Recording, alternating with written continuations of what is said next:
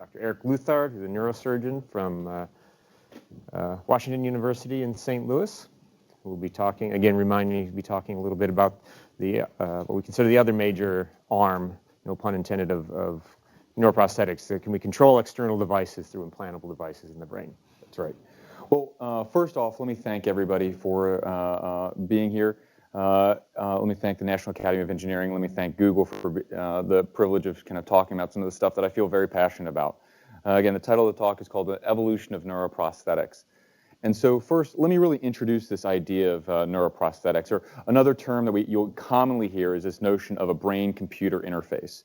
Basically, it's some type of device that's taking some type of electrical signal from the brain that's in some way reflecting the user's thoughts and converting that to a machine command. And it can be anything from as simple as controlling a cursor on a screen to something more complex, such as controlling some type of machine as like a robotic arm. And the idea is, and part of the reason, it kind of, from my neurosurgical background that I got involved is that by tapping into the brain directly, we can create a new methodology to restore people with motor deficits, whether it be because of stroke, traumatic amputation, or diseases like ALS or Lou Gehrig's disease. And so there's several different platforms that kind of characterize how we can create a brain-computer interface, and they really rely on different type of brain signals. And so again, just a kind of brief anatomy lesson, we have our brain, and the majority of the processing goes on in the mantle of the brain called the cortex.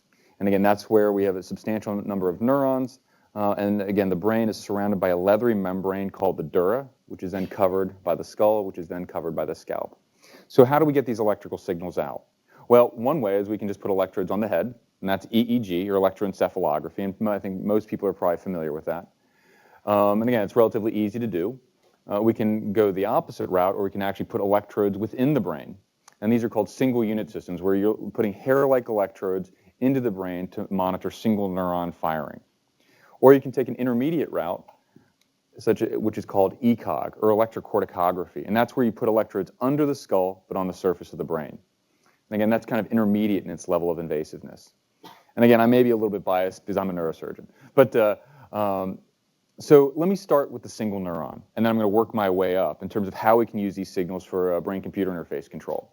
So for the single unit systems, basically, again, you're putting electrodes into the brain, and it can be anything from 1 electrode to upwards of kind of 60 to 100 electrodes.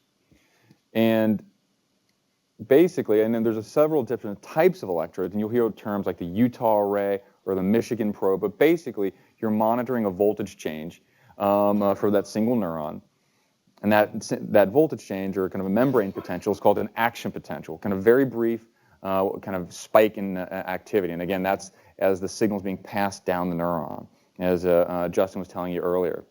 And how we get information out of that is in the timing of that. Basically, if we start to look at the rate of that firing, that can give us information on the processing that's going on in that single neuron. And again, in a layman's way of thinking about it, you can think about it almost like as a Morse code, kind of, for what that neuron wants to do, okay? Now, I'm going to go back and kind of take a step back to the 80s. There was a guy by the name of Georgopoulos, and what he did, and he kind of really kind of got this movement going in a lot of ways, is that he did a very simple experiment. He basically put a single electrode, kind of microwire electrode, in motor cortex.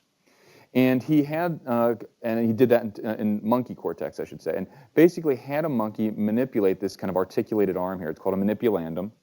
And basically, and you can kind of see a crude picture of it here, and he had the monkey draw from the center of that table to peripheral targets. Here's kind of what the monkey drew. And he looked at the neural activity of that single neuron.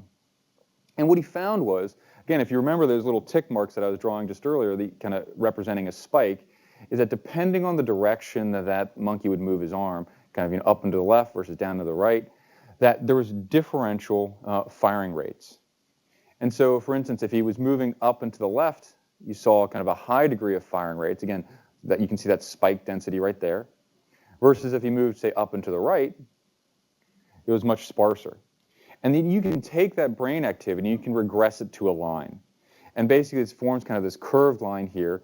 And so each neuron, in essence, in motor cortex had what we called a preferred direction. And if you kind of looked at the shape of that line, basically it formed a cosine tuned wave. And so the term became cosine tuning of a neuron. And that's one neuron with one preferred direction. And so if you take a multitude of neurons with a multitude of preferred directions, you could actually start to understand the actual predicted motion of the arm, for instance. And let me show you kind of an example of that. And this is from my mentor, Dan Moran. And this is, again, a stylized version of real data. And so what you're going to see is, again, thinking of those yellow lines, the length represents the firing rate, and the direction that each of these lines is the preferred direction of that neuron. And I think there was around 60 to 90 neurons that were recorded from.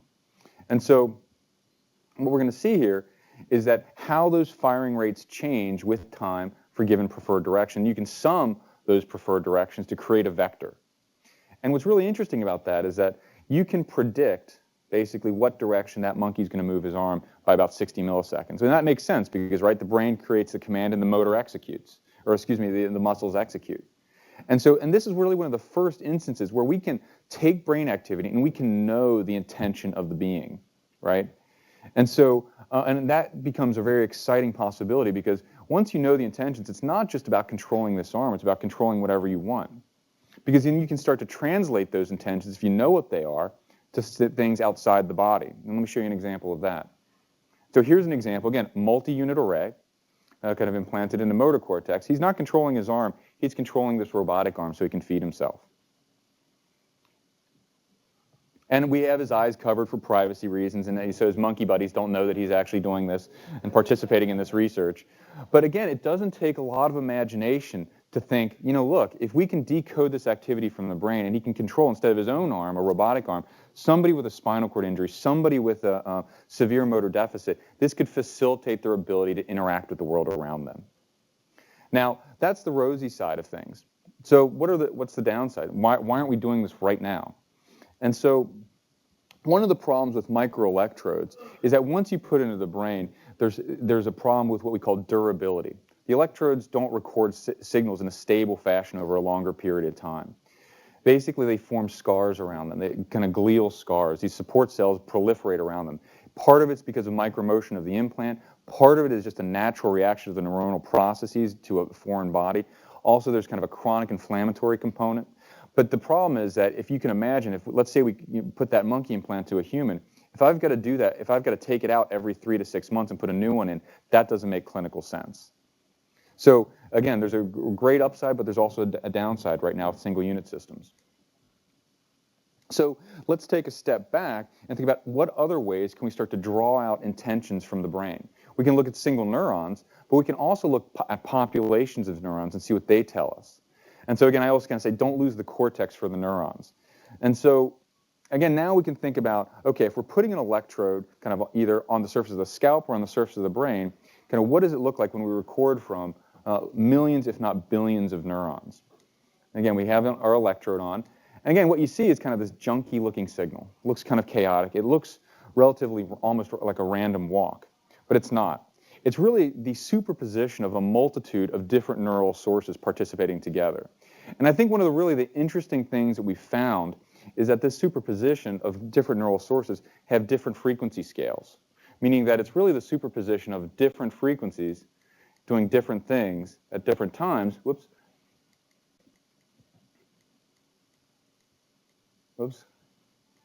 Catch up with myself here. And it's these superposition of different sources that have different frequency scales that allows us to parse apart information from this kind of very chaotic signal. And so just painting with the broadest brush, there's kind of general classes of frequencies and how we think about them in terms of their neural sources.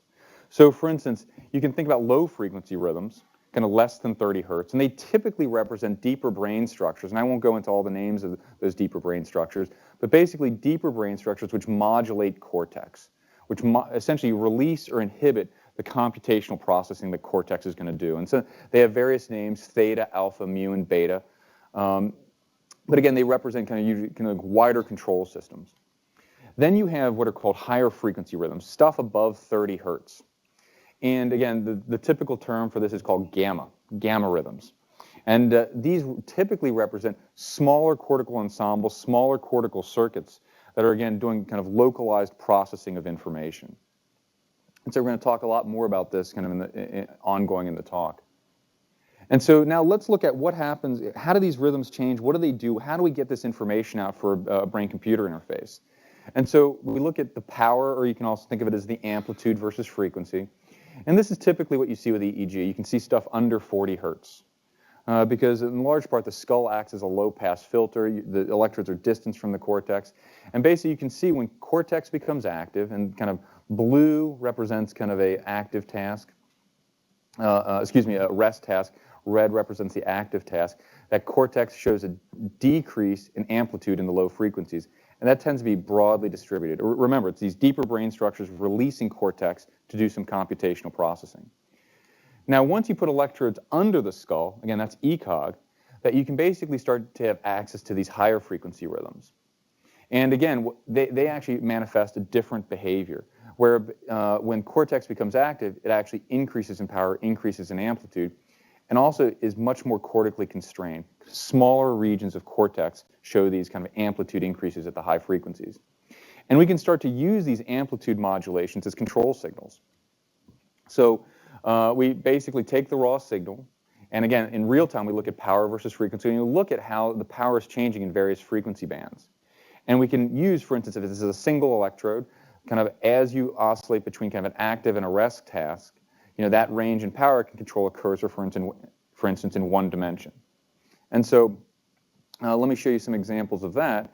And this is signals taken from EEG. Again, you can see the guy wearing a head cap, and this is courtesy of Justin Williams, some of the stuff he's doing in his lab. Again, this is a very simple example where basically, you can modulate, in this particular case, it's a low frequency amplitude, where, up and down can control, right and left, for instance. Again, one-dimensional control of freedom. And so, but again, and people even today, you're seeing kind of online gaming systems which are using this type of technology for kind of interesting user applications. They're not critical, but, they are usable. Now, the problem with kind of these systems is in part because of noise, that you're susceptible to external noise from the environment, such as 60-line noise. You're susceptible to noise that you yourself generate, such as when you blink your eyes. And so this is an example of an EEG after somebody has an eye blink. And you can see how it distorts the signal. And the problem with that is that it hampers training, so you can train your brain to make the appropriate signals. And it was really out of kind of this environment that we started to become interested in this notion of ECoG, or kind of as being the ideal signal sweet spot for clinical application. And again, I'm going to return to this notion of gamma rhythms. And again, we were thinking, well, okay, we really want to create an implant or some type of technology that helps people with motor disabilities so they can, again, facilitate their ability to control appliances, speech, writing, what have you, facilitate their ability to engage their environment. And we were kind of caught between kind of two opposite ends of the spectrum. EEG, not too risky to use, but it has some problems with, again, limited degrees of freedom, limited control, prolonged user training. Single unit systems, you saw, you can get some marvelous control, but lacks durability. Now, but placing electrodes on the surface of the brain, under the skull, it has some features that are kind of the best of both worlds. You get a much broader frequency access. Again, you can, upwards of actually what we've shown now, up to 500 hertz. The signal's much more robust, and because you're looking at high frequencies, you can get much better regional discrimination, separable, independent, controllable signals. And so, and again, because the electrodes are larger and they're not penetrating the brain, scarring is much less of an issue. And so, and this is kind of, where kind of I came into doing a lot of this research on ECoG, is that, and as promised, a kind of a bloody brain picture, is that we put electrode arrays on the surface of the brain, actually for a very different non-brain computer interface reason, but for the treatment of epilepsy. And again, a certain patient population, their epilepsy is quite bad, and to locate where those seizures are coming from and actually take that area out, we actually will implant electrode arrays over the surface of the brain that you can see here. Here's a lateral X-ray, and you can kind of see each of those dots represents one of the electrodes. Here's a stylized version of it. But basically, they get implanted for about a week, so we can figure out where those seizures are coming from and actually operate on that area of the brain. And so they get their grid put in, and then basically, while they're waiting for seizures, it's actually an incredibly unique opportunity to study human cortical physiology directly. We can put electrodes directly on the surface of a human brain and really understand the physiology, not through kind of some type of surrogate monkey model, but through humans themselves. And so while they're doing that, we test them, and then eventually they go back to the OR and we take the grid out. So now I'm going to show you some of the results of some of the stuff we've done thus far. So one thing we found, again, looking at these high frequencies, we can locate very focal areas of activity, which we can use as control signals. And this is an example, for instance, of kind of somebody, moving their tongue or moving their hand. And again, we see kind of an area of activation, kind of that's separable between these two and these, high frequencies here, these gamma rhythms. Now, another interesting thing is it doesn't matter whether you actually do it to create the signal change or you imagine doing it. It actually looks very, very similar. And that's an important fact because, again, if you've got a spinal cord injury patient, you don't want them to have to move their hands to create a signal for control, right? So they need to be able to imagine doing it. And actually, the physiology is incredibly similar. And so just to show an example of this is one of our subjects. He's a few days out from surgery. You can hopefully see him controlling this little cursor here, and he's using imagined hand movement, imagined tongue movement to control that cursor in 2D space. And I think what's kind of cool about this, and I can't really quantify this, but when you ask these patients, well, what were you doing? And they'll say, well, at first I was trying to imagine moving my hand. At first I was trying to imagine moving my tongue. Eventually they'll just say, you know what? I wanted to go up and I wanted to go down. And I think one of the fantastic things that we've learned over the kind of the years that we've been doing this is how incredibly plastic the brain is. That basically it can take its brain activity, which is originally associated with kind of a hand movement or a tongue movement or some motor movement, and transform that to controlling something that's completely non-biologically intended. And it does it very quickly. We get high levels of control in both in 1 and 2D tasks in under 30 minutes. So, and that was quite striking at that time. So, and again, it doesn't, once you get control, it's what do you want to get control? So he got bored, so he wanted to play Space Invaders. We happen to have that video game. And so now this is kind of neat, and you'll see him, now we have him start off by moving his hand, and you're going to see him, but again, it's completely controlled by his brain signals. You can kind of get a sense for the fidelity that he's able to do this.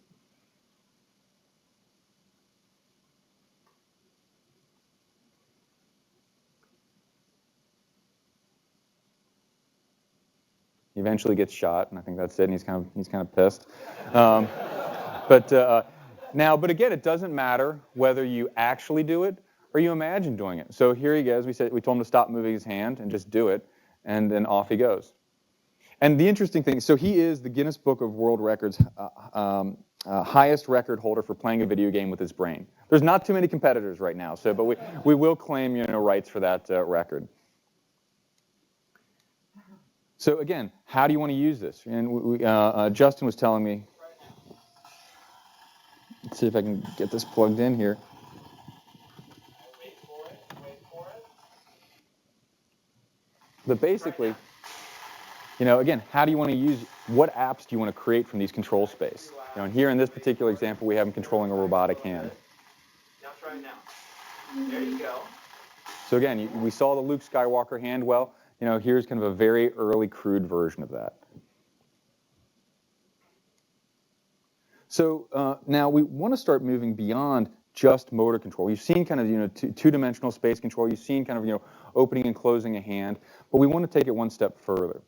And so again, when we think about how humans today interact with machines, we have a continuous style control, which is our mouse, and that's kind of what we've been doing. We've been doing mouse style control.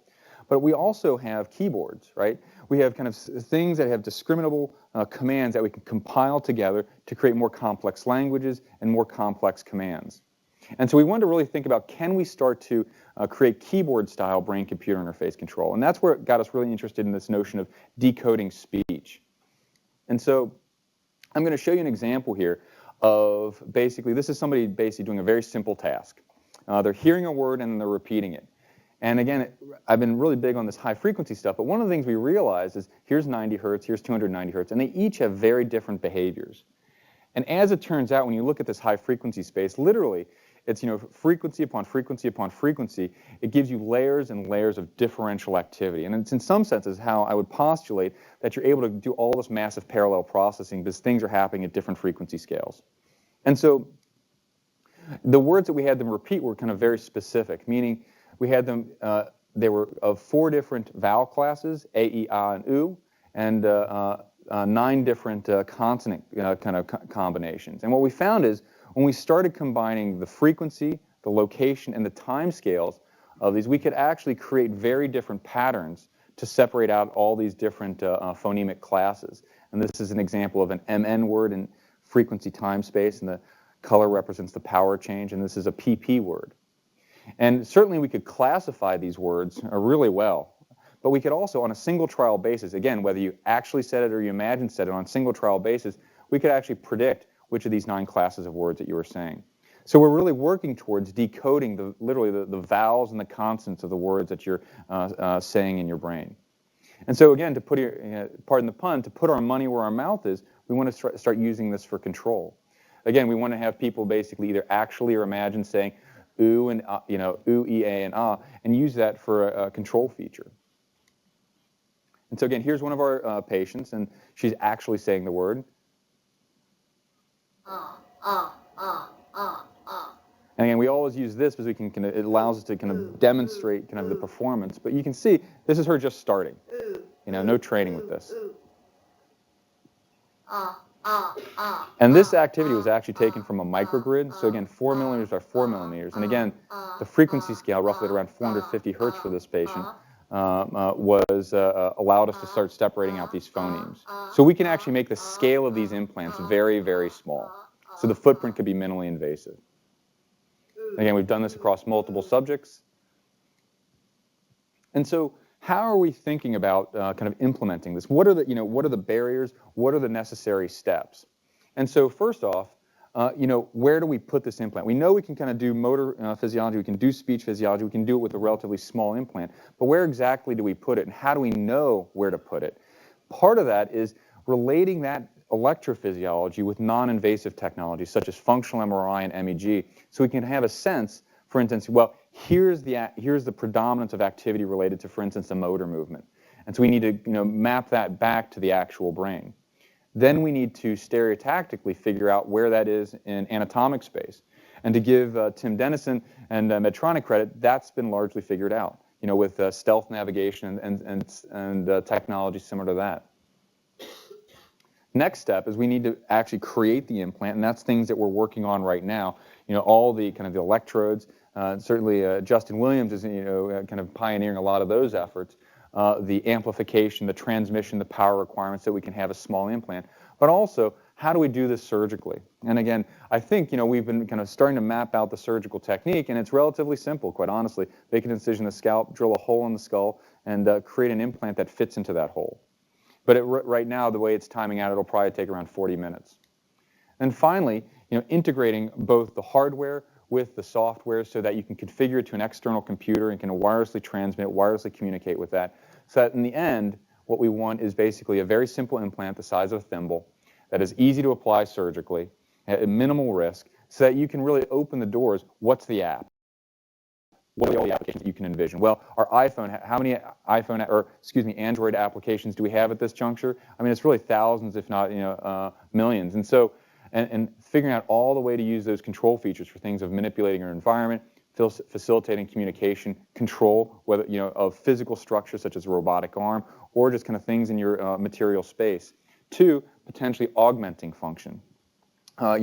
And this is kind of where it gets a little bit science fiction is, if this is low risk enough, would people who are of normal function do this to enhance their ability to pay attention, to facilitate their ability to absorb information? And so finally, let me finish with kind of a quote from a Time magazine. 7 quarters later, they were having extended volleys, and the constant pong noise was attracting the curiosity of others at the bar. Before closing, everybody in the bar had played the game. The next day, people were lined up outside Andy Capp's at 10 a.m. to play pong. That's this game right here for kind of the younger people. Around 10 o'clock that night, the game suddenly died. The machine coin container was full. People were lining up outside to play the video game Pong in 1972. That's amazing. Because here's what we have today, which we take for granted. We don't even think much about this these days. It's just kind of a product that's ubiquitous, that we can buy, no big deal. But in 30 years, can you imagine what these people would do if they saw this? And when you think about it, kind of here we are today, playing video games in a very simple fashion with our brains. And I would argue that in the next 20 to 30 years, we're going to see the same kind of transformative explosion of how humans interact with machines. And again, right now, it'll boggle our minds, even as this kind of, amazes us today. So with that, I'm concluding my talk. Again, I would like to thank the National Academy of Engineering. I'd like to thank Google. I'd like to thank you all for the opportunity to speak. And really, it's not just me that's kind of doing all this. Obviously, this is a team of people that I'm fortunate enough to work with. So with that, I'd be happy to take any questions. Thank you.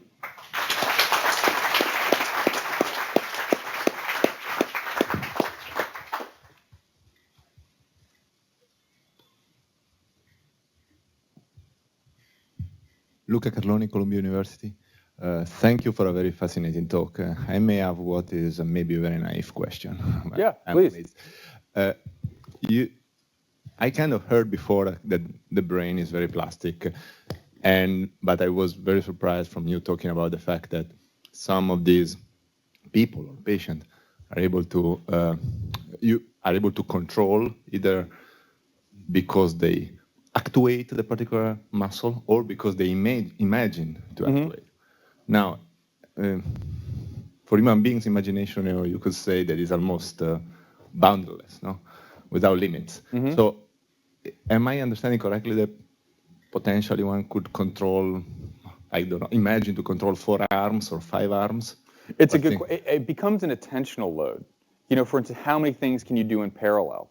And certainly, we as humans are pretty good from a motor control standpoint of controlling 2 things in parallel: our arms, or even maybe 10 things, our fingers. Whether we can add a 3rd arm with another set of fingers, I think it's theoretically possible. But again, it may be attentionally taxing so that our global performance may decrease. But it's not impossible. And actually, speaking of they mentioned yesterday I was about to say Society for Neuroscience, but no, the NSF.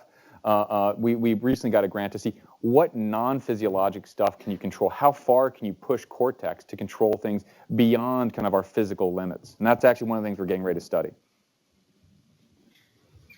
Hi, Eric. John Zhang from UT Austin. Very nice work. I like to work with surgeons with engineering mindset. Every time I saw those videos, make huge impact on patients.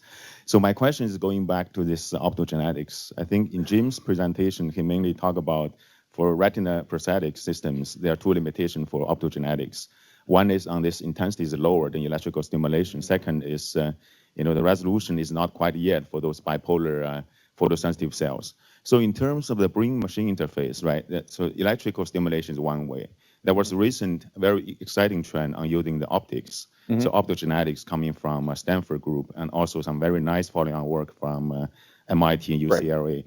Any comments on those techniques applied for the brain-machine interface? Yeah, no, it's a very good question. I think there's a couple things. One is, again, what we're doing in these type of experiences, we're drawing information out, basically for kind of some type of external control.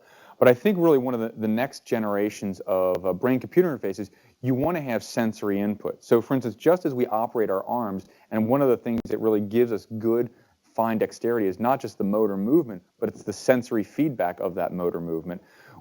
I can envision optogenetics really playing an important role of feeding information back into, say, sensory cortex to start to give you better proprioceptive sense of kind of whatever it is that you're controlling, you have a feel for it beyond just controlling it and getting feedback with your vision. That'd be one kind of, I think, important role for that. Amar Subramania from Google. First off, really cool stuff. So I had 2 specific questions regarding the speech interface. So in the case of the motor interface, you said there was like a 60 millisecond lag between when the neurons fire and when the actual movement, motion. right? Yeah.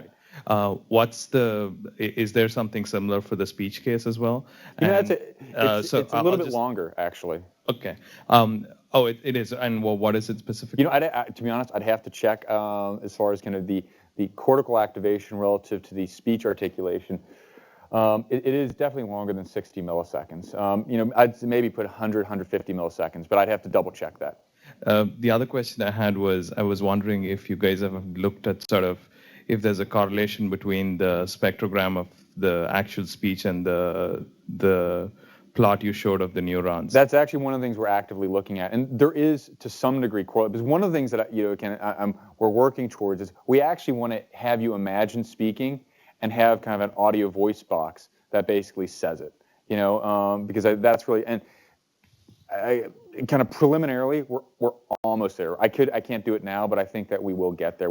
Again, it's interesting. I think I heard somebody mention like deep belief networks as an analysis. That's a great signal analysis package for getting information out like that. So we are working towards that. Oliver Williams, Microsoft Research. Obviously, as everyone else says, this was, when I saw that Space Invaders thing, a sort of tingle factor a little bit. It was like I was amazed at how good it was. But what you showed was everything where the control signal was being piggybacked on something that the brain sort of already had machinery to do. So in the case of replacing a missing limb, that's an obvious thing to do, right, to overlap the robot limb with that functionality. But when you're starting to control the computer, or if I were like driving my car by thinking ooh or ah, it's going to be pretty dangerous if I start engaging in a conversation and I say ooh or ah and steer into the nearest wall. No, so are there the question, I mean, obviously there's something to say there. The question is really,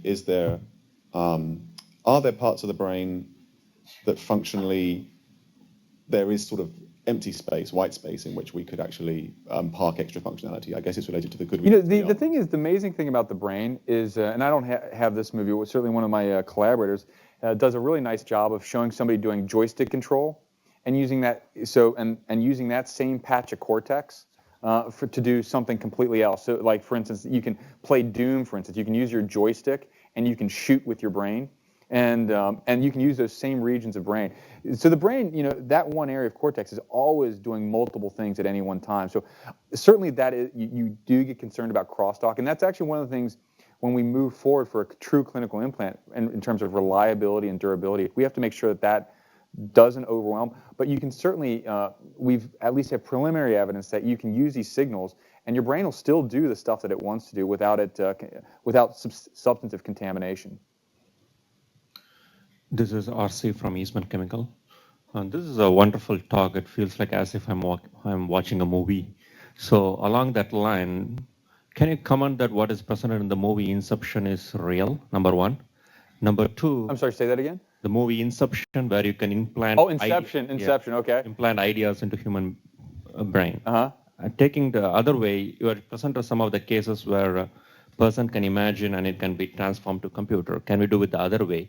Show some good things, behavior in the computer, and it can go back to the brain so that it will be an opportunity to change some of the culprits. So basically the Matrix type of stuff, can you put in, virtual perceptions? And so there's a kind of a fundamental difference between output brain-computer interface, where you're basically decoding intentions and having that manifest in the real world, and doing stuff in the real or virtual world and putting that into the brain. And it's easier to take out than it is to put in. Because, and I guess maybe kind of an analogy of how I think about it is, imagine that you're kind of at a football stadium, right? And basically you're watching a football game, and you can infer a lot of information about that football game by listening to the crowd. But it's harder to control the football game by recapitulating the sound of the crowd. And so kind of putting information is actually a lot more complex. Now, I think it's possible to do, and again, we were talking about optogenetics, and that may be a way to put in information, but I think we're still, I'd say we're further off from putting information in than we are for taking it out. Sam Geckler Cummins. I have two simplistic questions, but it's kind of where I am right now with respect to this. The first one is, if you want to control an arm versus a leg, and you drop this gadget in, are there different places that you need to put it in order to do that? And the second, that's a very good question, actually. It's not.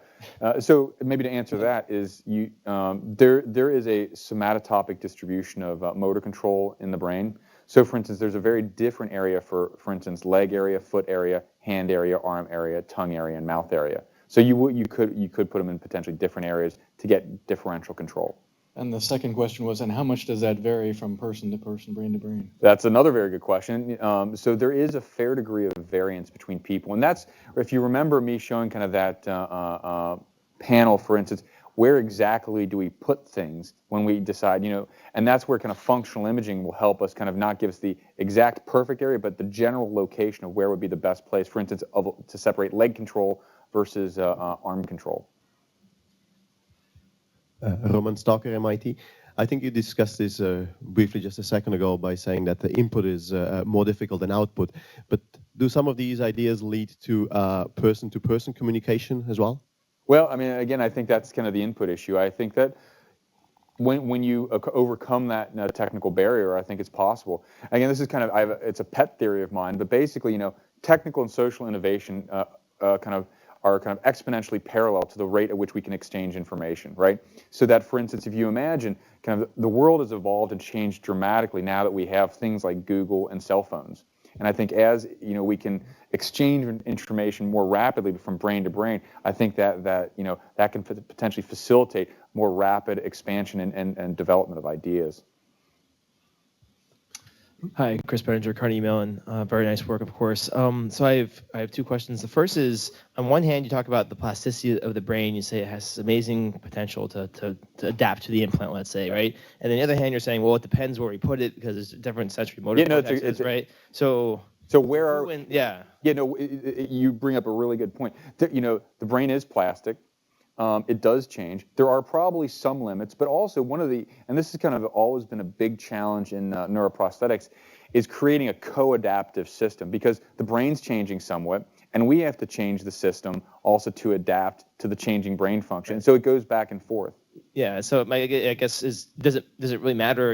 Is it you just kind of leave it up to the brain to figure it out, right? And again, that's one of the things that we're still working to figure out. So for instance, we've done, again, one of my kind of partners in crime, his name's Dan Moran at Washington University. He's taken the complete plastic approach where he said, okay, just put an electrode array in motor cortex, arbitrarily pick electrodes, arbitrarily pick frequencies. How do they do?